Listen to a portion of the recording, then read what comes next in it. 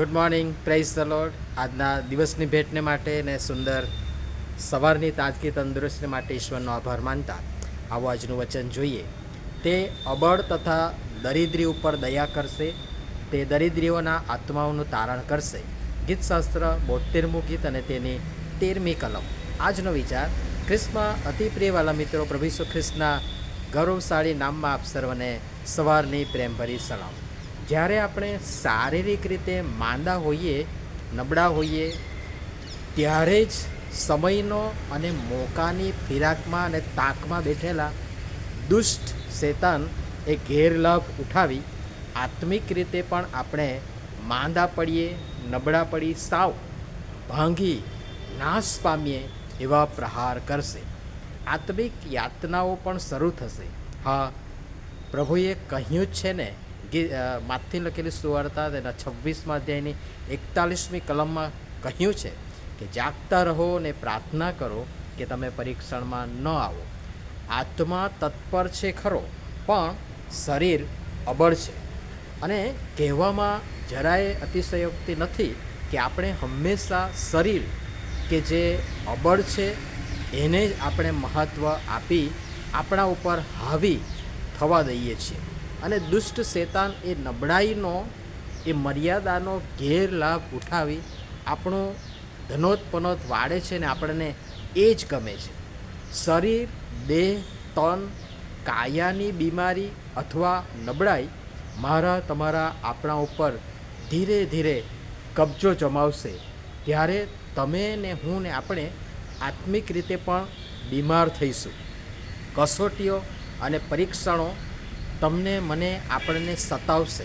હતાશા, નિરાશા, ફિકર, ચિંતા આપણો કબજો લેશે અને આપણી પર હાવી થશે.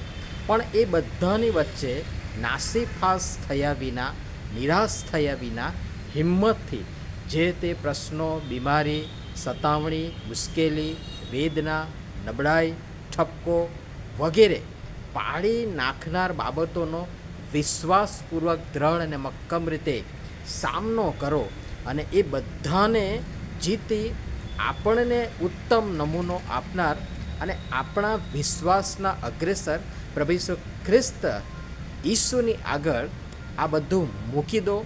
એના પર લક્ષ્ય રાખો અને નિશ્ચિંત, નિર્ભીક, નિર્ભય બનો. ભક્ત દાઉદ પણ કહે છે કે પ્રભુ યહોવા તેને માંદગીના બીછાને બળવાન કરશે.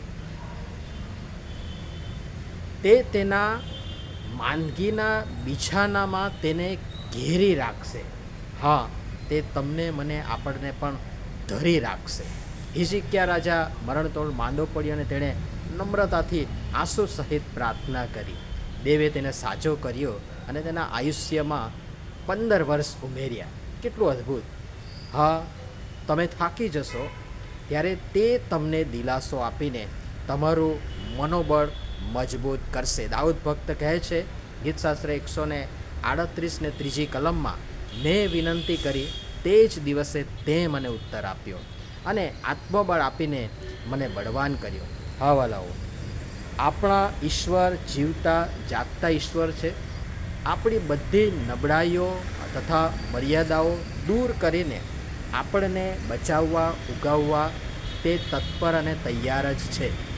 તમે વિવિધ બાબતો અને કારણોને લઈને દુઃખી, હતાશ, નિરાશ હો, શોકમગ્ન, ગ્લાનિથી ભરપૂર હો, શારીરિક રીતે અને આત્મિક રીતે નબળા, માંદા, હારેલા, થાકેલા, નિષ્ફળ હો, આજે પ્રભુની પાસે આવો. દુષ્ટની એ કાલી ઘેલી લોભામણી આકર્ષિત વાતોમાં ફસાય પ્રભુની અને પ્રભુના લોકોની સંગતથી દૂર ન જાઓ. શેતાન એ જ ચાહે છે અને એને હડસેલો પ્રભુની પાસે દોડી જાઓ. પ્રભુના ઘરમાં આવો. પ્રભુની તેમજ પ્રભુના લોકની સાથેની જે સંગત છે એનો આનંદ અને આશીર્વાદ માણો, જાણો તથા સમજો. જે પ્રભુ સામર્થ્યવાન છે અને તે તમને મને આપણ સર્વને ચોક્કસ બળવાન બનાવશે અને તેના સમર્થ ભુજોમાં ધરી રાખીને જે સામર્થ્ય આપનાર ઈશ્વર છે એ મને ને તમને સામર્થ્ય આપીને આ દિશામાં આપણને દોરશે અને ચલાવશે. પ્રભુ પિતા પરમેશ્વર આ બધી બાબતો સમજવાના માટે આપણ સર્વને તેમની કૃપા આપો. આમીન. ધન્યવાદ.